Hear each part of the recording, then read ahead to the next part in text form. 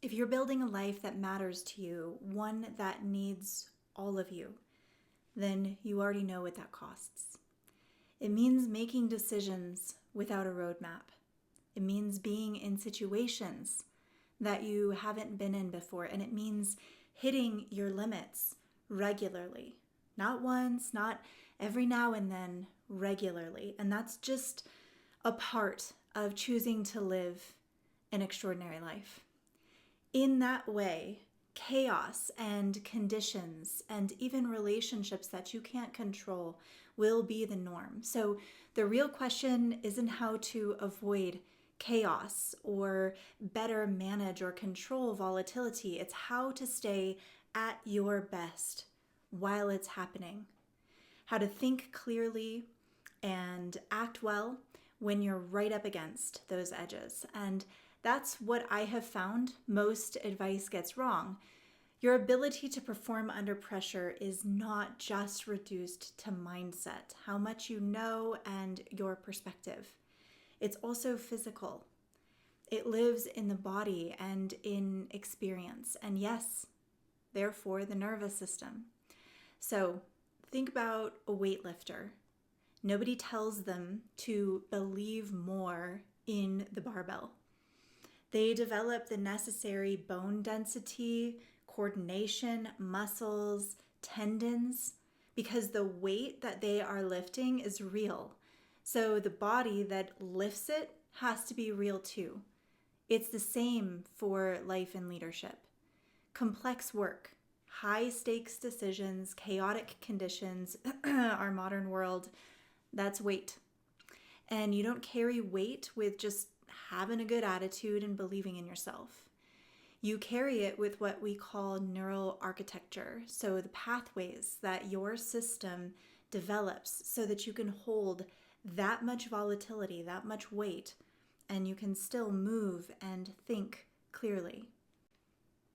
So you have to train yourself differently, and that is what this video is about. Here's what most high performers or those on the path to expansion are actually after. It isn't just to be strong and steady when things get hard or accomplished. It's to be steady and fully alive at the same time. So sharp, sensitive, creative, agile, and still be the one who can think clearly and follow through. People can count on you no matter what comes at you. And then to take it one step further, for that state of being to reach other people, to change the temperature of a room, to shift how a team operates, to influence or lead a culture. This isn't just by pushing, but by what you carry into it, like the you who comes into it. So in our work, we have a name for that kind of expansive state. It's held within the principle, bring the weather. And it's real and it's trainable, and I'm totally getting into it today. But almost no one first, when they look at bring the weather, they don't always realize that there's an order to this development. And so they want that kind of fancy, energetic influence. And that usually comes at the tail end, not first. So that's what this video is. I'm going to show you the order of developing energetic influence in real time. There's a hierarchy to that development and explains why so much advice about pressure and influence and energy and intuition just simply does not work. So this is where intuitive high performers most often hit their limit. And I'll show you where to start. So this is the work that we do best with people whose work, whose life requires all of them. They want to keep meeting their edges, and they would rather train and expand than retreat. So if that's you, thank you so much for being here. Please do subscribe and do all the things so that we can stay connected. It does really help the channel. All right, let's get into it. The first point I want to cover is protection versus expansion. So we do need to clear that distinction up, Because when you come up against challenge, or what we would call pressure, volatility, there are two main responses: to protect or to expand. And most of the commonly taught somatic models and the tools given to empaths are around protection. So managing overwhelm, or giving yourself permission to be a little easier or gentle, to cut back, to say no to more, to reduce your inputs, tighten your boundaries. And if you look at what's happening, it's making your world a little smaller and simpler until you can breathe again. And look, sometimes that is exactly right. So if you're depleted, you rest. We're not against recovery, and I actually covered this in my recent video regarding how exactly to tell if you are burned out or you are on the threshold of evolution, and I even go into different ways to recover in that video, so you should totally check it out. But as a strategy, as the main way that you handle pressure, the protection model or the protection frame will limit you, because all it does is to protect you. It works by shrinking your conditions, really shrinking your contact with life and others until it fits what you can already handle at your current developmental level. So your composure might survive, like life will feel better, but it'll only feel better inside those continued limits that you set. And the moment life goes outside of them, the conversation that you didn't see coming, the week where everything seems to hit at once, Murphy's Law, like one wave at a time, that model will fall apart, because you'll have to just reduce until your life is really small. You never actually get stronger. You just get better at avoiding weight. So there's another way to go. And it's the opposite direction. This is what we call performance somatics. So instead of shrinking the conditions to fit your capacity, you instead learn how to expand your capacity to meet ever stronger conditions. It's the same as a weightlifter. You do not get strong by avoiding weight. You get strong by adding to it a little at a time, and letting the structure, the body, adapt. This is the simplest way to see the difference, because being calm when nothing is happening and everything is to your preference, almost anyone can do that. But being calm and clear while conditions are heating up, there's tension in the room, while someone's challenging you, while it feels like risks are real, and your body wants to react or deviate or change or fight or freeze and shut down. Well, that's not the same skill. It's a completely different kind of structure, and that kind of way to expand and stay in contact with life while it's challenging you, that's the one we're training. So that's why we say over and over again, just stay calm is not the answer. There's more going on underneath of that, and it develops in a specific order. We call this path of performance somatics and building you, your body, your psyche, the vessel underneath. We call this becoming the formidable. And it's what we train in our book, Becoming the Grand Formidable. The link will be in the description. And we do this using the substrate.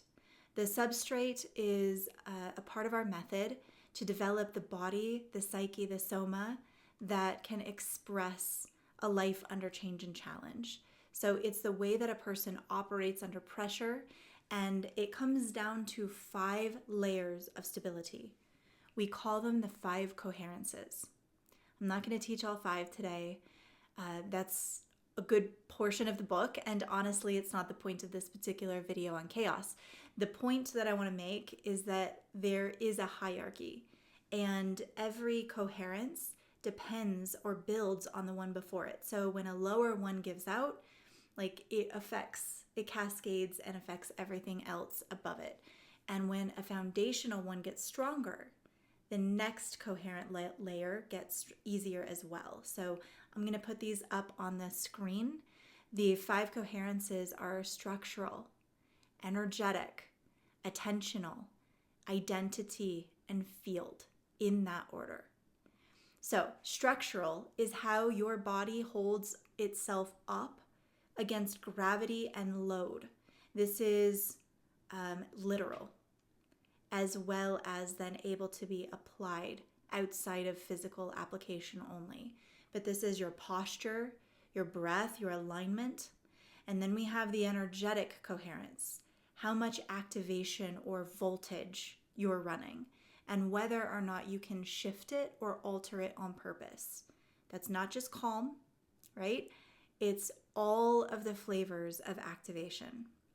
Then we have attentional, where your focus goes, whether it is able to stay there under pressure. What happens? Do you tend to fracture? Do you tend to tunnel in and hyperfixate, right? And then we have the identity coherence. This is whether or not you can stay yourself and which self when it costs something. So the ability to say what you mean and hold the line, to do what you said you're going to do under pressure, not just when it's easy. And then finally, the point of going into all of that, field coherence. Field coherence is how all of those other layers show up and influence other people under real conditions. It's the hard conversations that you keep putting off. It's the ability to hold your ground when someone pushes back. It's the moment that you could choose fight, but you're able to choose play instead. It's those times when everyone's looking at you and they're waiting to see what you'll do. It is the dynamic version of composure, and it's actually the one that influences the most when things get hard. It's also the least controllable of the 5. You can train it directly, and it also does show up on its own. So I know the paradox. It helps when all 4 other coherences underneath are solid, and then it's almost like field coherence starts to arise or like blossom as a result. This is why, let me just pause and say, this is why in empath circles, psychic development, leadership, energetics, everybody wants field coherence because it's incredible. It's magnetic. It is something that is so hard to put into words and also so hard to ignore. But much of the time it's reduced down to just be more present or command the room or be in your core. And honestly, those are just kind of useless advice because they're asking that person and making the assumption that that person has the capacity to do that thing and understand what that means without developing the infrastructure underneath. Presence isn't a technique that you can practice on its own. It is what a well-trained system gives off, what other people can feel, and they organize around it invisibly without you doing anything. And that is what Bring the Weather actually is. So, I know I might have just rained on your parade because if field coherence isn't something that you can totally train directly, like right away without some hierarchical work, where do you actually start? And we've got you. My cohort Tom just covered some of this in his last video.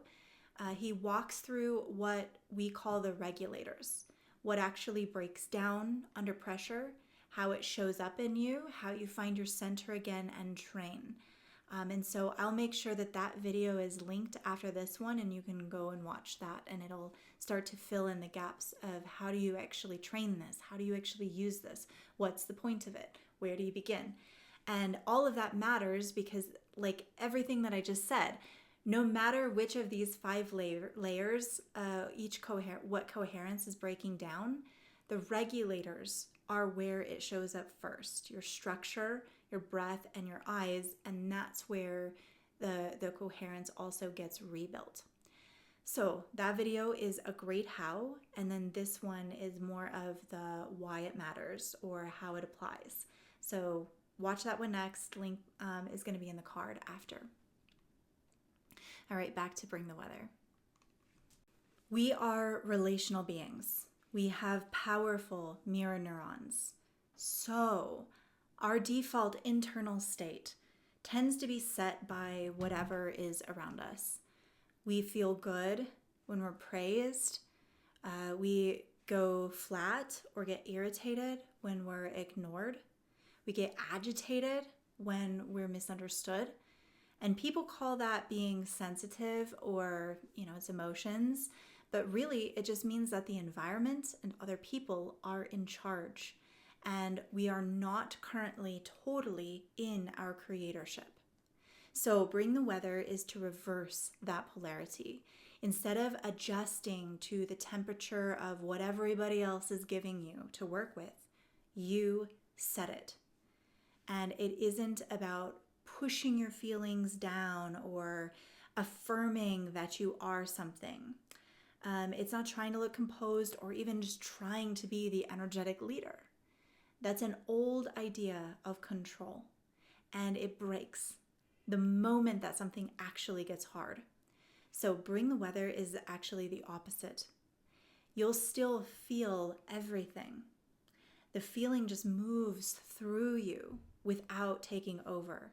So you're gonna take a hit and deal with it, and then you come back to center in real time, while also extending your energy intentionally, almost like you're exuding through your pores.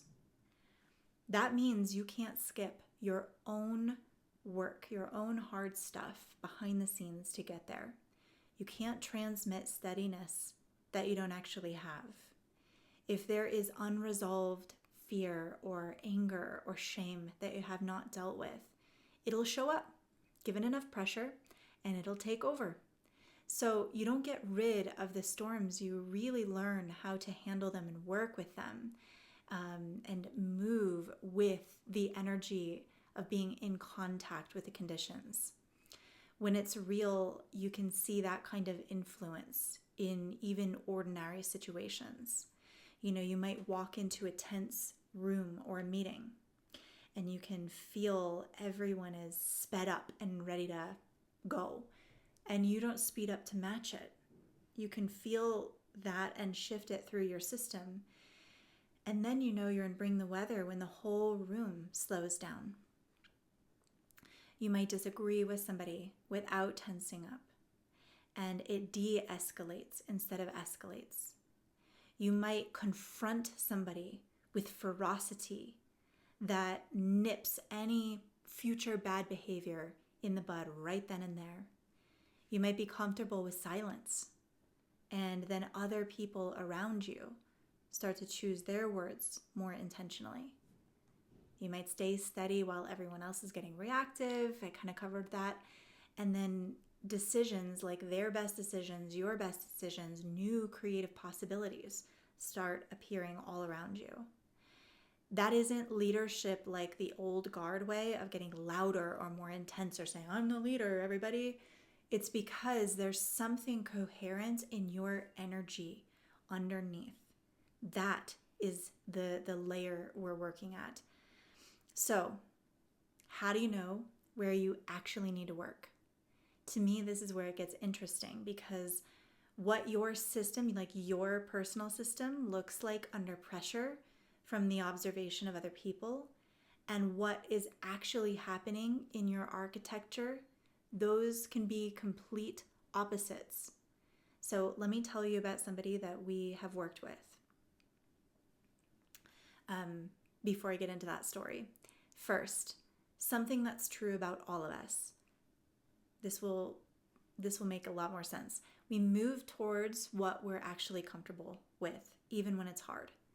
And we tend to take on new challenges the same ways that we've always taken on challenges. And this is an odd thing about humans, even self-aware ones, because even when we think we're doing something different, a lot of times we're still serving an old meta pattern. And that's not a character flaw. It's efficiency in our nervous system. We're just wired to choose what feels familiar and to avoid what doesn't. And the problem is that the familiar move and the right move aren't always the same thing. So, to my example, this person, her go-to move under pressure was to buckle down and outlast it, like to push through, endure. And her whole story about herself was built around that. I need to stop being so small. I need to be bolder. I need to be bigger. Every coach she worked with, every book she read, she would, curate what was being taught to tell her the same thing. Push harder, be more, endure, really buckle down and go big, which kind of sounds like good advice, except for her pushing harder was already what she did. So that was her default. So being bolder wasn't asking her to grow. It was asking her to do more of the thing she was already doing and then calling it growth. What was interesting in the way that she showed up under this was her focus was fractured. She was all over the place. She would say something and then do the opposite. And so from an outer perspective, it would have looked more like flaky and like she needs more focus and she needs to simplify and actually show up with more commitment. But what she was actually being invited into, what her body needed, was the opposite. Not to push more, not to narrow down and endure and focus harder. It was actually to feel more, to allow more contact with what was actually happening around her, to soften enough to choose intelligently instead of barreling through and calling it boldness. And I said this a little bit, but I'll mention it again. This was the twist, because if you watch from the outside, even as an experienced coach, you would have said she was scattered, unfocused, all over the place, changing directions constantly, and you may have called her in even our methodology a shapeshifter. But because we had already run our diagnostic quiz with her, it showed the opposite. Somatically in her body, she was actually organized under pressure. She was a strong warrior, steady, forceful, built to charge forward. So what she was missing wasn't just more grit. It was the ability to filter signal from noise, to step back from barreling forward and to hold perspective in her mind and her body before she moved. So she was charging full force at whatever direction happened to be handed to her, and from the outside, that looked scattered. But underneath, it was the opposite problem. So the behavior looked like one thing, but the somatic architecture was another. And if you got that wrong for herself or as her coach, you might have spent years training the wrong thing. This is why, shameless plug, our diagnostic quiz, the Somatic Skins quiz, is the first step. We've made it free for you. It's the Somatic Skins quiz linked below in the description, and it'll give you a calibrated read on your actual architecture under pressure, where you're strong, where you're overdeveloped, where you're underdeveloped, and the specific ways that you can start finding more range. It comes with a free ebook that's emailed to you after, and you can start training in this way. It's 15 questions. Take it after this. It is the difference between training your real foundations and then training your best guess and maybe just emphasizing more of the same. All right, I'm going to recap where we went today and what the point is, but I want to first close with something from our book around Bring the Weather and this kind of energetic influence. Because at a certain point, that kind of leadership stops being a thing that you explain, and it becomes a thing you simply are. So we wrote this as a declaration, and I'd invite you to hear it that way. I am the presence that commands the room. I am the transmitter, not the sponge. Where others are weak, I am strong.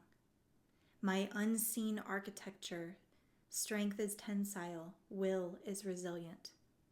Expanding under pressure, empowered at the edges. I am the weather, not the echoes that follow. That mantra is held within a psychological myth, and you'll have to read the book to find that. So, quick recap. Performing under pressure is something that you train. It's not something that you can just do or something that you can just decide. There is also a hierarchy to it. Structural, energetic, attentional, identity, and then field. Usually the thing everyone wants, field coherence, comes last. And while you can train it directly, it needs to be supported by everything underneath.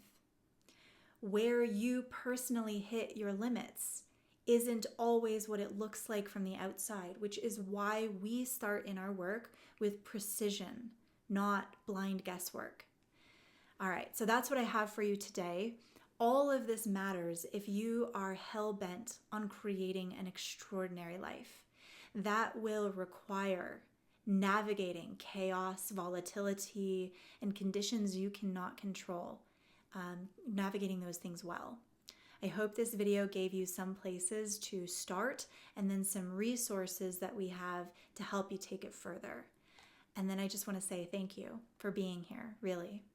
This stuff gets to the heart of what we do, and it's a pleasure to walk you through it. It's one of my favorite things. So if you want to keep going, here's where I'd send you. Tom's video is going to be right here, recommended next. He walks through what actually breaks down under pressure, how you can see it showing up in yourself, how you can find your center again and train so it starts to hold. That's probably the next step. Second, I mentioned this before, but if you want to know how your system is put together, what you're strong in, what you're overusing, where you've got room to grow, that's our somatic skins quiz, and it's in the description. It's the same tool, like the first step we use with everyone we work with. And then, if you are building a life that needs all of you, and you would rather train directly for that than shrink from it, that's what the prestige is. It is a small group of people doing this kind of work together, applied to meaningful aims in a season. So if that sounds like your kind of thing, please do reach out. The link's below, and we would love to talk further with you. Until next time, take good care, and I'll see you then.